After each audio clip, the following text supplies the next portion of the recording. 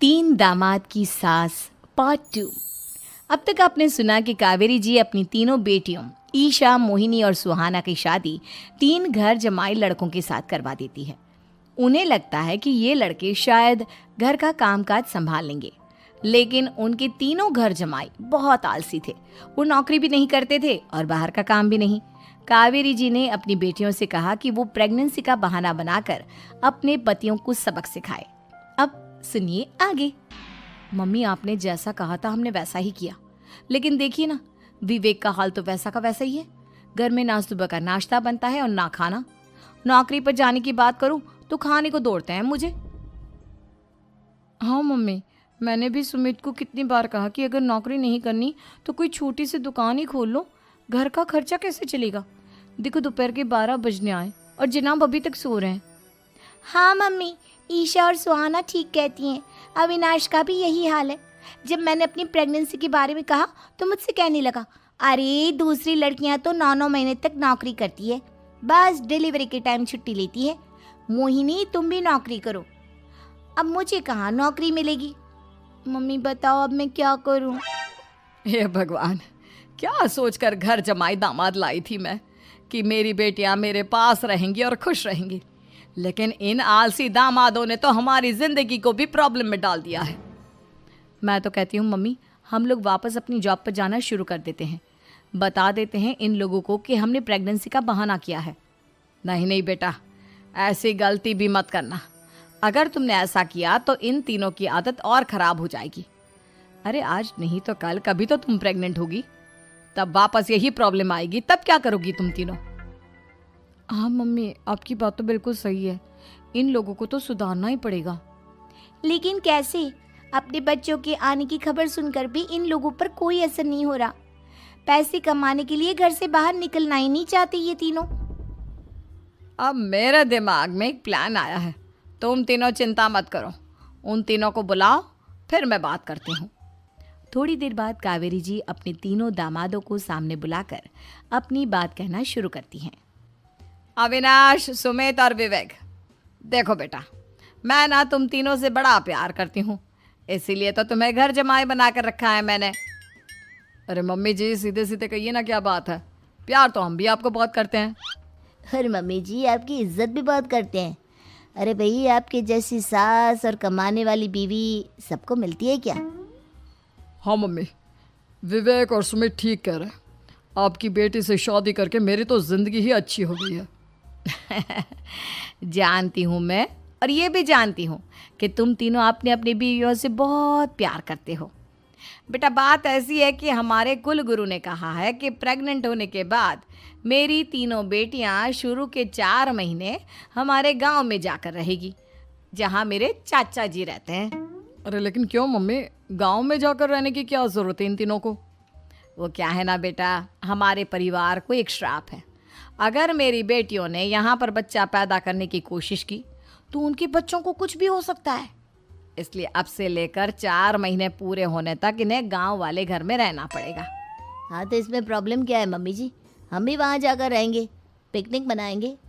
अरे भाई, बीवी जहाँ हम भी वहाँ। हाँ यार, आइडिया तो बहुत अच्छा है। शहर की ज़िंदगी में रह रहकर परेशान हो चुके हैं, अब कुछ दिन गांव में बिताएंगे।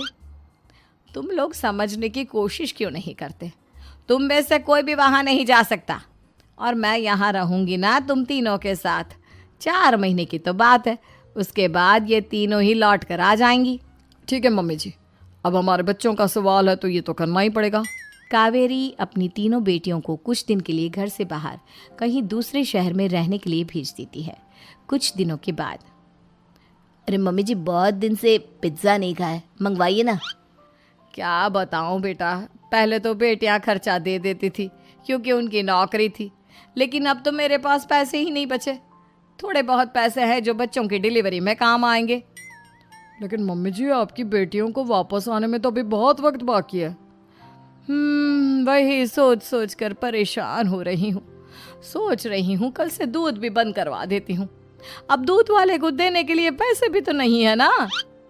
अरे नहीं नहीं मम्मी जी, अगर दूध भी बंद करवा दोगी तो मुझे चाय कहाँ से मिलेगी? और चाय के बिना मैं तो मर ही जाऊंगा। क्या करूं बेटा, इसके अलावा हमारे पास कोई ऑप्शन नहीं है, मेरे पास पैसे ही नहीं बचे। इस तरह कावेरी जी धीरे धीरे अपने तीनों दामादों को पैसे देना बंद कर देती हैं और घर में खाने पीने की चीजें लाना भी बंद कर देती है।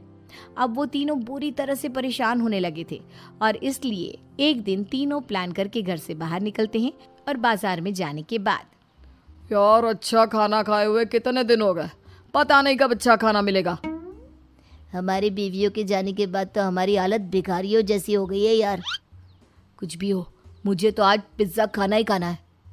जेब में 1 रुपया नहीं और पिज्जा खाएगा, कहाँ से आएंगे पैसे?